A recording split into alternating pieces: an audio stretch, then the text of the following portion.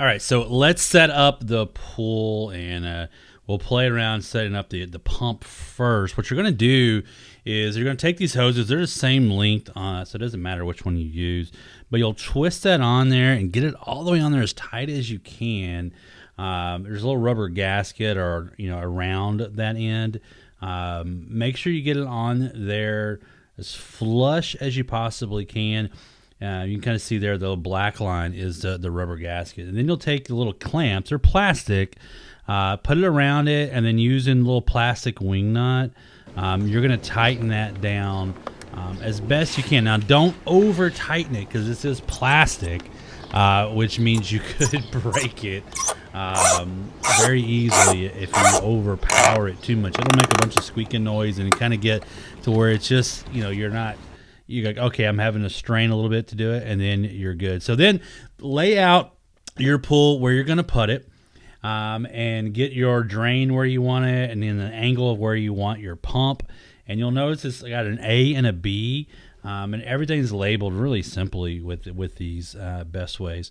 And then what we did here is we air up the outer ring. You could use a pump. You could try to do it with your mouth, but an electric pump like this is so much faster. So we'll fast forward here, and get the electric pump filled up, the air filled up, and now we're going to put in the inlets.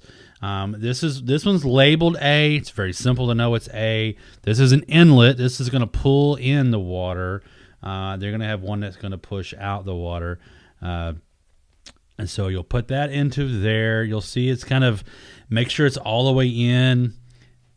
And then take your hose and you holding it on the inside, push that over it. It's the same kind of little clamp that you use on the pump itself.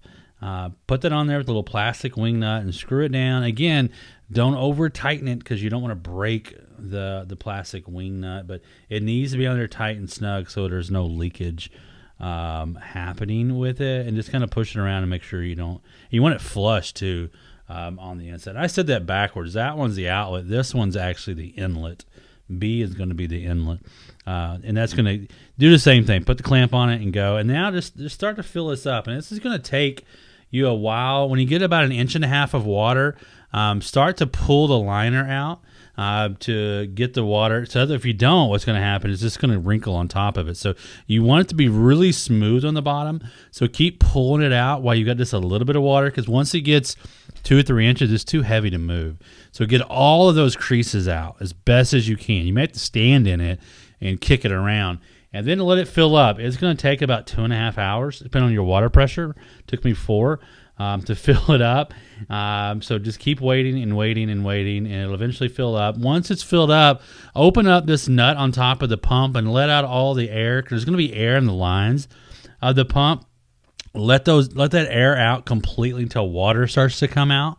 That way the pump is ready to go. Because if you have too much air in there, the pump will get messed up, and you won't get water flowing through. And then you'll turn on the pump, and you're basically going to be good to go at this point. Just kind of watch your pump, make sure there's not too much air in the lines. Eventually, you should get all that air pushed out. If you don't, go back in and open that up again. But this is a fun little pool. If you got younger kids, that little red line there is just a water level line. You don't go any higher than that. Fun little pool for your backyard or your patio.